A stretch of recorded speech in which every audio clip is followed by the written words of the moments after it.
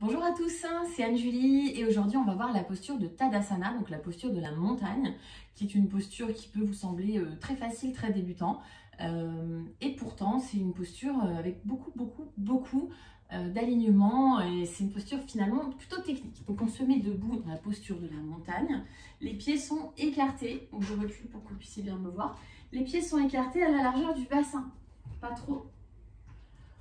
Bien sûr, vous pouvez serrer les deux gros orteils ensemble, c'est plutôt ce qu'on fait en vinyasa. En général, on serre les orteils et on laisse un petit espace entre les talons.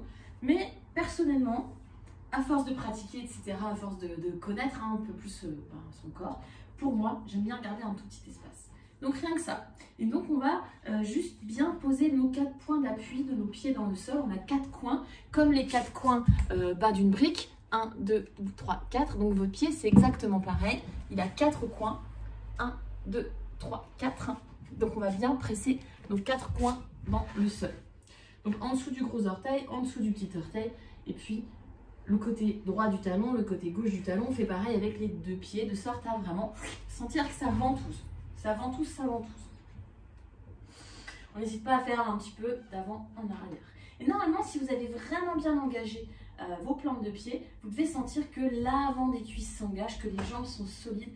On place une main sur le ventre pour remonter le nombril vers l'estomac. On se tient le plus droit possible. On cherche de l'espace entre les côtes et le bassin. On tourne un petit peu les paumes de main vers l'avant pour être dans une rotation extérieure des épaules.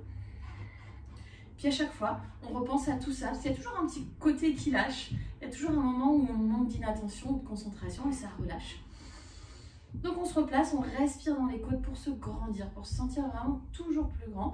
Et puis on étire le sommet du crâne vers le ciel en rentrant légèrement le menton. On respire par le nez, on a 2 sensations dans la montagne. Une sensation d'ancrage dans les jambes et une sensation d'élévation à partir du buste. Comme une montagne elle est forte, elle est ancrée, elle est stable et puis elle s'élève vers le ciel, elle monte, elle transperce le ciel, terre, ciel, yoga. Voilà pour la posture de la montagne, à vous de pratiquer.